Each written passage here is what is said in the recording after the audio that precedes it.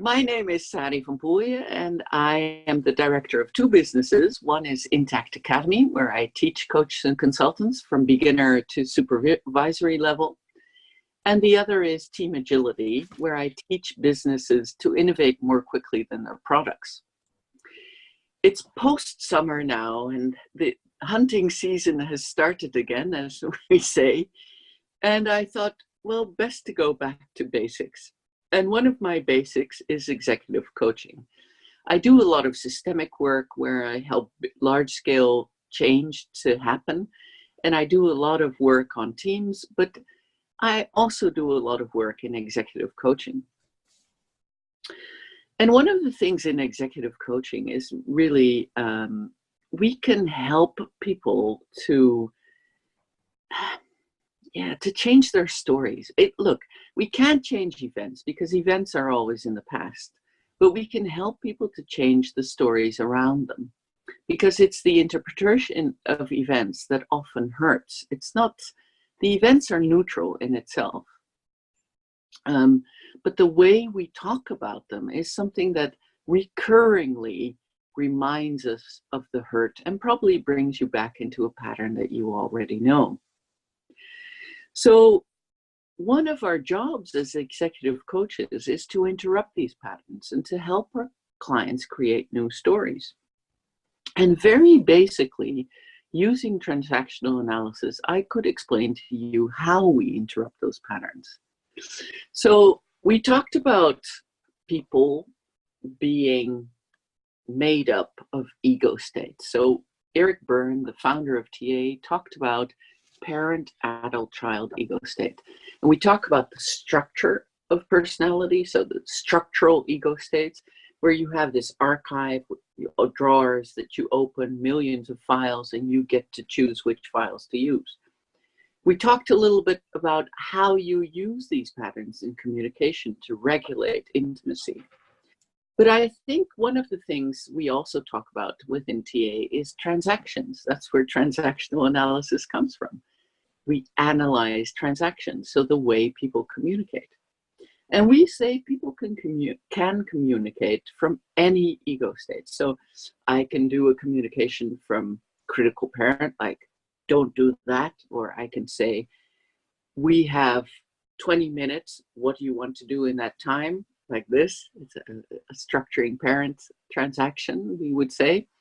Or I can transact from nurturing parent and say, what can I do for you at the beginning of the coaching? What do you need from me? More this gesture, which is more nurturing parent. I could transact from adult by saying things like, what happened then? Do you know the facts? How many? When? Etc. So I could do a factual intervention. What do you want to achieve today? Can you give a number? How do you feel now? 2. Where do you want to go? 8. Okay, so we have to coach a 6. That's an adult start of an executive coaching. Or we could work transact from a rebellious or adapted child. It's the same thing, really. We can invite the client to go, well, if you wouldn't believe anything they tell you, what would you be doing? Yeah. So from that tone. Or we could invite in executive coaching from free child, so we can transact from free child and really go, if you would really go inside and realize what you need and what you miss right now, what would you be asking for? Now that's a nurturing parent inviting free child, and they could answer spontaneously, reminding themselves about true needs. Well, these are all ways of transacting which we use a lot in executive coaching. And some people say, but isn't the best thing to always transact from adult? And the answer is actually, no, I don't think so. If we would transact from adult all the time and ask for facts and go into problem definition and keep people only in the here and now, we would probably have a satisfying but very boring kind of executive coaching where people actually only access the things they already know. So I could ask if someone comes to me and they go, I have this problem, do you have this often? Yes, I've always had this. And I keep asking for the known values in that, like when do you do it? What do you do? With who do you do it? They might be able to find a little bit of a solution for the problem, but probably not something that's lasting. So I always think in executive coaching, when I use an adult thing, I use it to create a working alliance, but really to resolve problems longer term, a sustainable solution for the client.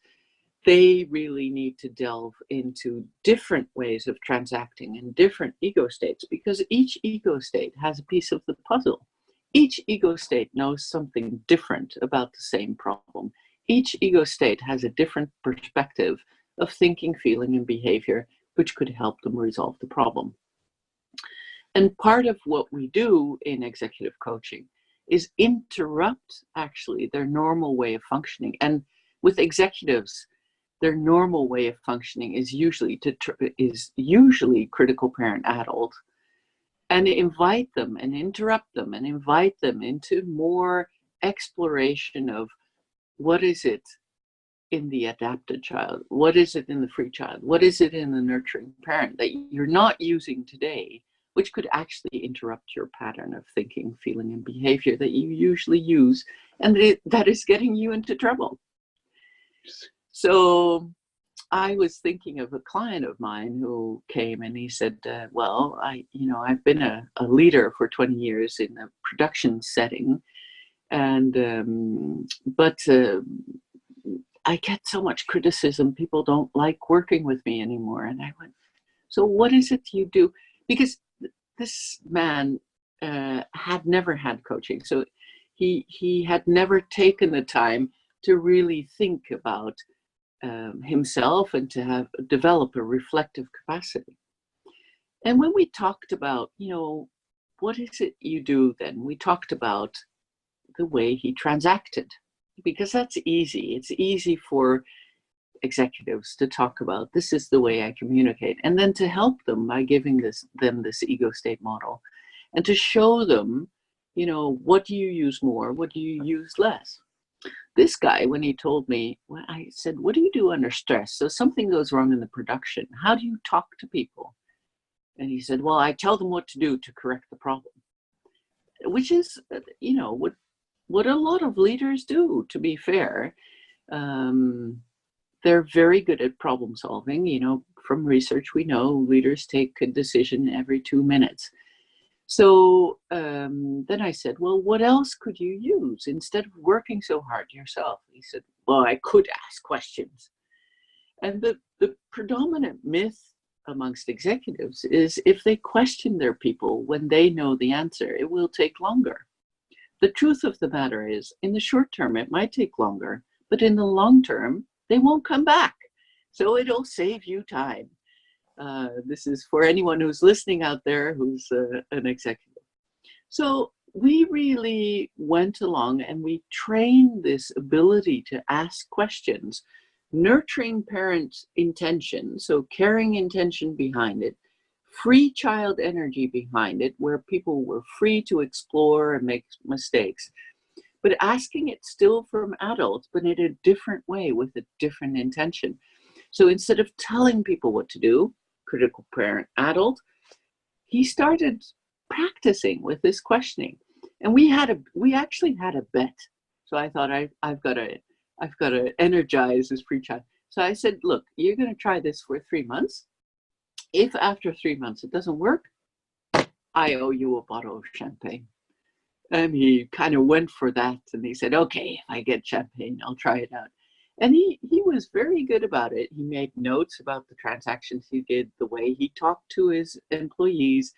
He realized again that he was using more critical parent and adult, and started to interrupt himself and really use different ego states to transact. So he started experimenting with questioning from free child, from curiosity and creativity. That was okay. He was okay. He didn't dare at the beginning to use a lot of caring and nurturing parent. But as time went on, he started to ask people questions like, What do you need from me to be able to solve this problem? And he realized after a while that it was actually quicker. It saved him a lot of time. It was a sustainable change that he encouraged in his employees. Needless to say, I won the champagne. So I dare you to do the same experiment.